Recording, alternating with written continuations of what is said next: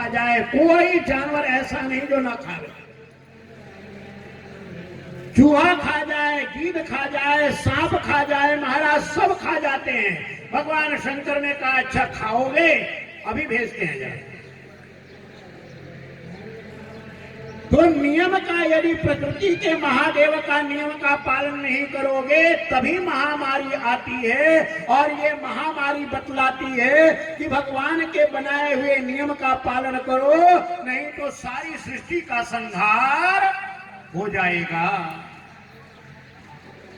ये सब शिवगण है जो रोग के रूप में घूमते हैं।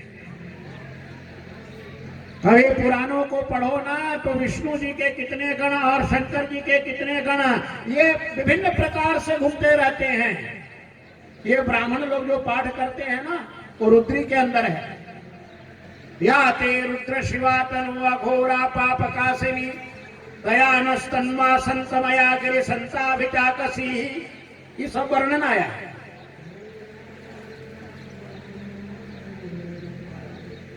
असंख्याता ये रुद्रा अधिभूम्याम देखा गुण सहस्रयोजने बधन्वानि तन्मसी। अनंत रूप से जो रुद्र के गण घूम रहे हैं इस पृथ्वी पर, जल के अंदर, अग्नि के अंदर, वायु के अंदर, आकाश के अंदर, उस रुद्र को हमारा बार बार प्रणाम है। इसलिए तो प्रातः काल उठ करके हम सबको नमस्कार करते हैं। धरती माता को प्रणाम करते हैं, जल देवता को प्रणाम करते हैं, सूर्य को प्रणाम करते हैं, वृक्ष को प्रणाम करते हैं, क्योंकि ये सब शिव रूप है। कुछ भी यहाँ ऐसा नहीं है जो महादेव से अलग हो। पृथ्वी के जितने रूप हैं, चर अचर, वो सब महादेव के रूप हैं। जल जहां भी विद्यमान है, ये जो जीवन देता है ये कौन देता है? जल के रूप में महादेव ही जीवन देते हैं। और अग्नि के अंदर आपके शरीर को गर्म रख करके फसलों को पैदा करते हैं भगवान सूर्य बन करके, भगवान चंद्रमा बन करके। यदि भगवान सूर्य ना बने, चंद्रमा न बने, ये दो भगवान की आंखें, दो मूर्तियां विराजमान न होवे तो कोई फसल न होवे। चाहे जितना बीज लगाओ, जितना पानी डालो, लेकिन सूर्य भगवान यदि ना होवे तो ठन ठन गोपाला, खाली खेत रह जाएगा। और यदि चंद्रमा के रूप में भगवान शंकर न होते तो अन्न के अंदर जो ये शक्ति है, औषधियों के अंदर जो शक्ति है, वह शक्ति कभी भी उत्पन्न न होवे। चंद्रमा क्या करता है? चंद्रमा एक एक दाने के अंदर वह सत्व पैदा करता है, वीर्य पैदा करता है, तेज पैदा करता है। और वही सूर्य और चंद्रमा का तेज भगवान शंकर का दिया हुआ जब हम खाते हैं तो हमारा शरीर पुष्ट होता है। इसलिए भगवान को बार बार प्रणाम करना चाहिए। इसलिए उपनिषद के अंदर ऋषि प्रार्थना करते हैं, अन्नम ब्रह्म उपासित। अन्न को परमात्मा समझो, अन्न को ब्रह्म समझो, अन्न को भगवान समझो। क्योंकि यह भगवान कैसे हैं तो 2 दिन रोटी न मिले ना तो पता चल जाए। इसलिए तो हमारे गरीबदासी संत कहते हैं, रोटी माई बाप है, रोटी भाई बंद। अरे महाराज, रोटी न मिले ना तो संत लोग बोलते हैं, भूखे भजन न हो ही गोपाला, ले लो अपनी कंठी माला। जल न मिले, रोटी न मिले तो भजन होगा? ये जो अंदर से इतनी आवाज आ रही है ना, अंदर कुछ गया है तब आ रही है। यदि 4 दिन ना खाएं, 4 दिन पानी ना पिए तो माइक सामने रख दोगे तब भी आवाज निकलेगी।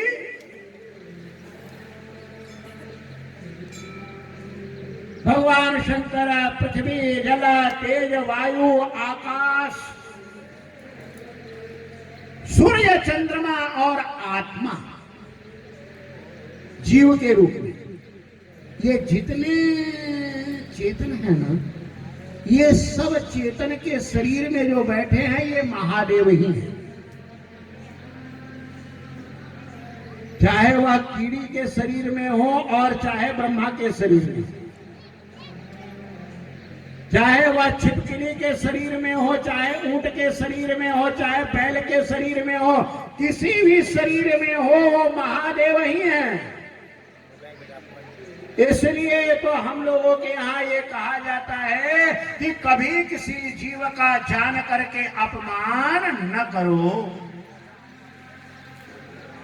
क्योंकि इन शरीरों में रहने वाले एकमात्र महादेव हैं और यही महादेव की उपासना।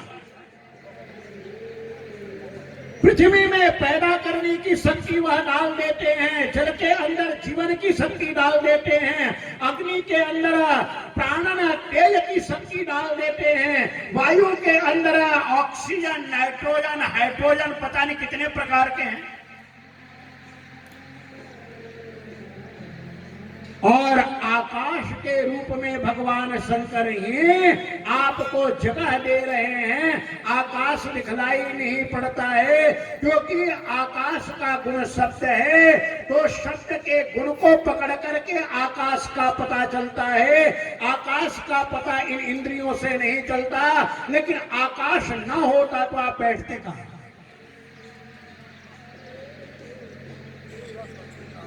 और वही महादेव सूर्य बन करके, चंद्रमा बन करके, ये 8 मूर्तियां महादेव की सदा विराजमान। इसलिए कभी यह मत समझना कि महादेव कहीं छुप करके बैठे हैं, वो तो हर जगह विद्यमान हैं। जहां उनकी आराधना करोगे, कई लोगों को हम बोलते हैं कि जिस समय आप पेड़ में पानी डालते हो, उस समय डालते समय यदि अपने मन में भावना करो कि मैं महादेव को पानी पिला रहा हूं, तो महादेव की पूजा का फल मिल जाएगा। जब आप ज्वार, बाजरे और चना, सरसों इनको पानी पिलाते हो, तो उस समय आप भावना करो कि हम महादेव को ही जल पिला रहे हैं, तो आपको शिव पूजा का फल मिल जाएगा। अन्न के रूप में वही महादेव विराजमान है जो आपको जीवन दे रहे हैं, और वही महादेव 12 ज्योतिर्लिंग में है, स्वयंभू लिंगों में है, नाना प्रकार के तीर्थों में है, और यहाँ पर भी नर्मदेश्वर भगवान के रूप में विराजमान है, शिव पुराण के रूप में विराजमान है। वही महादेव यज्ञ में अग्नि के रूप में विराजमान होकर के और आहुति ग्रहण करते हैं। जब ये ब्राह्मण लोग स्वाहा स्वाहा स्वाहा करके वो अग्नि के अंदर आहुति देते हैं, तो अग्नि के अंदर जो आहुति जाती है वो देवताओं तक कैसे पहुंचती है, और देवताओं तक पहुंच करके उसका जो पुण्य फल होता है, जब अगले बार जन्म लोगे तो महादेव दिव्य से दिव्य फल देंगे। ये सारे फल देने वाले कौन हैं? इसलिए पुष्पदंताचार्य ने कहा कि यदि कर्म केवल फल देता तो कर्म तो नष्ट हो गया, फल पता नहीं 100 साल बाद मिलेगा, दूसरे जन्म में मिलेगा, तीसरे जन्म में मिलेगा, कब मिलेगा? तो ये बीच में विधान, ये बीच में व्यवस्था करने वाला कौन है? ये बीच में व्यवस्था करने वाले महादेव हैं। ओ महादेव कभी नहीं सोते हैं महाराज, वो सदा जगते रहते हैं। वो देखते हैं कि कौन ठीक से कथा सुन रहा है, कौन ठीक से यज्ञ कर रहा है, कौन ठीक से पाठ कर रहा है, कौन ठीक से अभिषेक कर रहा है, कौन ठीक से कथा कर रहा है, कौन ठीक से श्रवण कर रहा है। ये सब महादेव देखते हैं, क्योंकि ये अनंत चक्षु वाले हैं। सहस्र शीर्षा पुरुष सहस्राक्ष सहस्रपाद। यहां सहस्र का अर्थ अनंत है। भगवान के अनंत आंख हैं, अनंत पैर हैं, अनंत मुख हैं। भगवान के किसी भी चीज की गणना नहीं की जा सकती है। जहां आप बैठे हो उससे पहले शिव बैठे हैं, और आप जब चले जाओगे तब भी शिव वहां पर विराजमान होंगे। तो ये गहरा रहस्य आपको महादेव के बारे में समझाया। और कहीं भी दुनिया में जाओ ना, और यदि मान लो मंदिर नहीं है, देवालय नहीं है, कहीं अरब कंट्री में चले गए, कहीं चांद पर चले गए, मंगल पर चले गए, तब भी आप महादेव की पूजा कर सकते हो, क्योंकि महादेव तारकालिंग के रूप में। और कुछ भी नहीं है रास्ते में ना, तो ऐसे अपने हाथ को बनाना है। देख रहे हो, ये बाएं हाथ को ऐसे बना लेना। ये नीचे की जो मुट्ठी है ये जलहरी है, और ये जो ऊपर वाला अंगूठा है ये शिवलिंग है। और इसके ऊपर आप करके जल चढ़ा देना और सीधे मंत्र बोल देना, हर हर। हो गई पूजा। महात्मा लोग जब गंगा स्नान करते हैं ना, तो गंगा जी के बीच में ही ऐसा शिवलिंग बना लेते हैं, और ऐसा शिवलिंग बना करके और महादेव जी के सिर के ऊपर से आई हुई गंगा का जल ही महादेव को चढ़ा देते हैं। और महादेव इतने भोले भाले हैं कि अपने ही पानी को अपने ही ऊपर चढ़ा हुआ देख करके इतने आनंदित होते हैं कि भक्त के सारे पाप जला करके खाक कर देते हैं। हर हर। ऐसे महादेव का रहस्य आपको हम श्रवण करा रहे हैं। कथा तो हमने कई बार सुनाई है आपको, लेकिन थोड़ा आपकी बार रहस्य बताएंगे। यही महादेव शब्द के रूप में विराजमान है, ओंकार के रूप में विराजमान है, नमः शिवाय के रूप में विराजमान है। महादेव के जो 5 मुख हैं, पिछले बार बहुत विस्तार से बतलाया था हमने।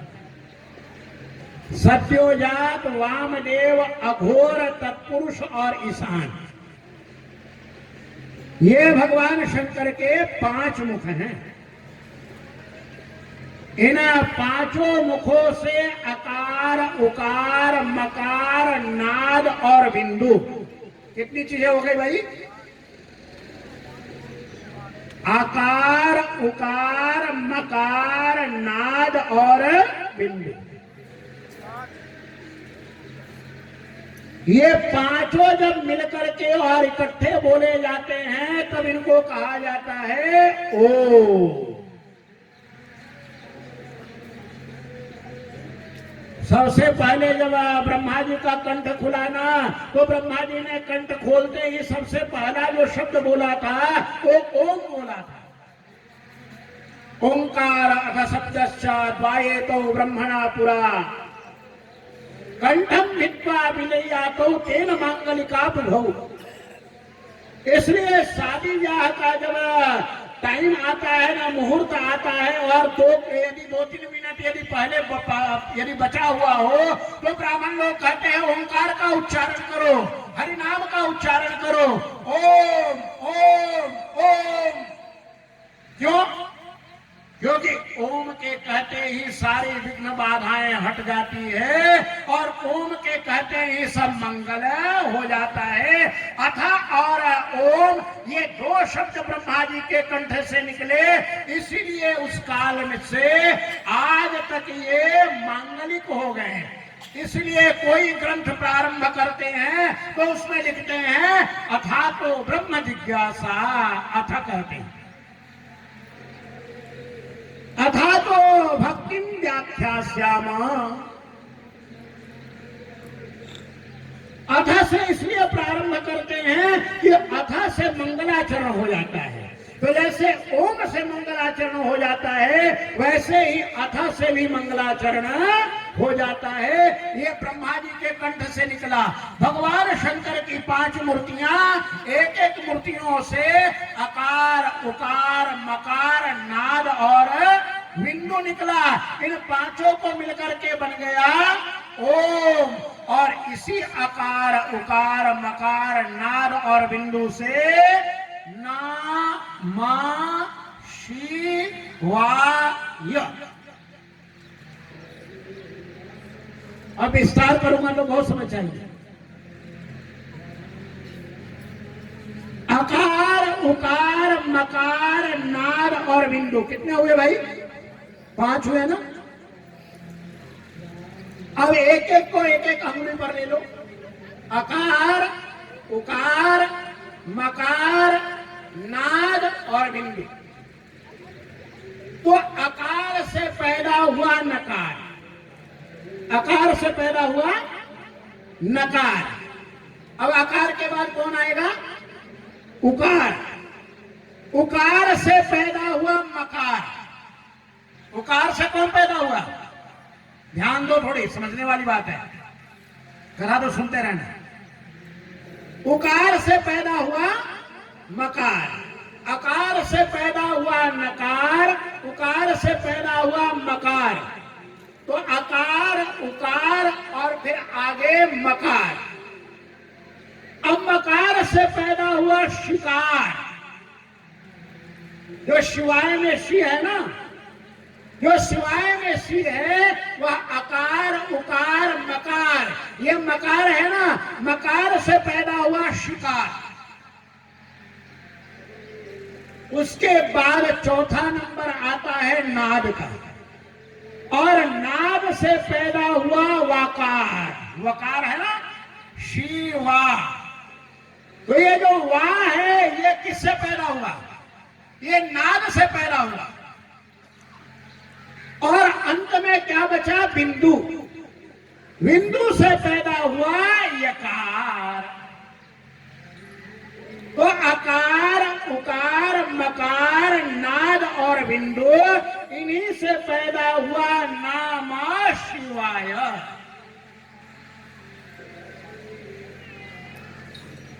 ये वस्तुता क्या है? ओंकार है बीज रूप और नमः शिवाय है वृक्ष रूप।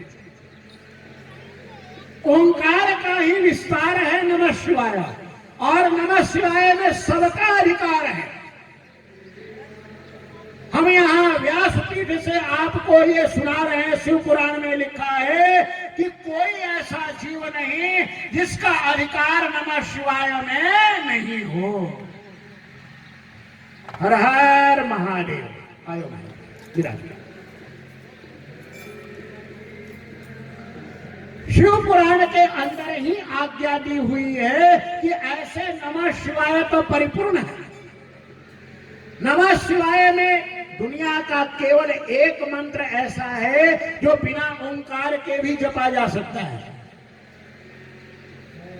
दुनिया में कोई ऐसा मंत्र नहीं है जो ओंकार के बिना जपा जा सके। ओंकार के बिना सारे मंत्र अधूरे हैं। लेकिन एक भगवान शंकर का केवल मंत्र है नमः शिवाय। ये बिना ओंकार के भी जपा जा सकता है, लेकिन शिव पुराण वहां आज्ञा करता है कि इसको ओंकार पूर्वक जपना चाहिए। इसीलिए तो हमारे मास्टर जी आपको बुलवाते रहते हैं, ओम नमः शिवाय। क्या बोलते हैं? हाँ बोलो ना जरा। ओम नमः शिवाय। सब बोलो। ओम नमः शिवाय।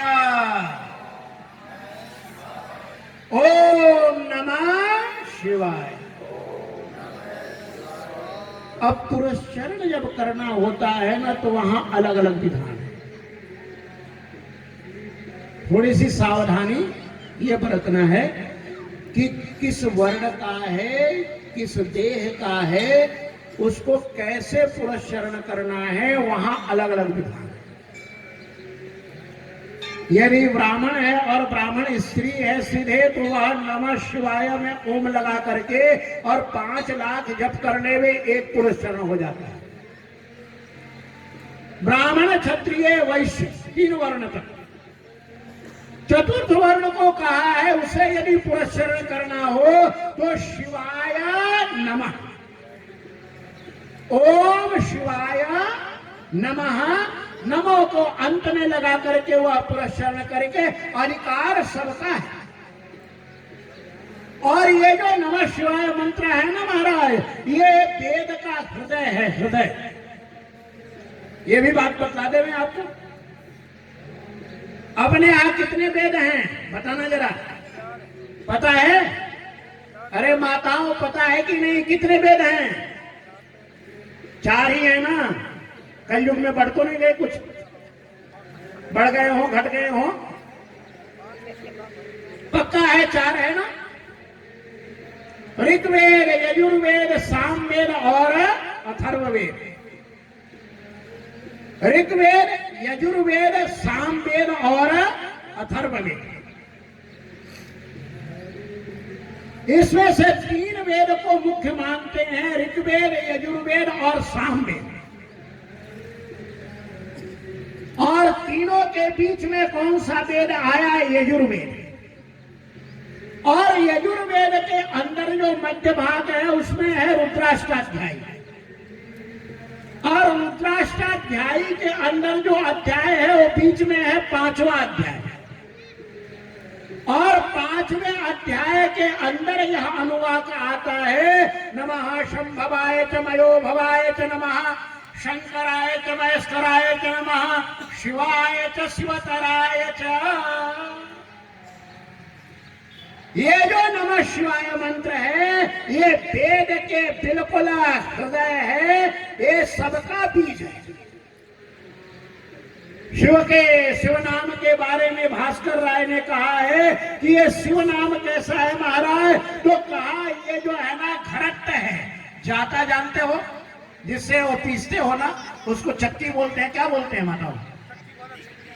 घट्टी। अपनी अपनी भाषा में समझ लेना। घर घंटी बोलते हैं, वहां क्या कहते हैं गुजरात में? यहाँ घट्टी बोलते हैं। तो घट्टी में कोई दाना आप डालो और ऐसे चलाओ तो क्या होता है? आटा बन जाता है। ये जो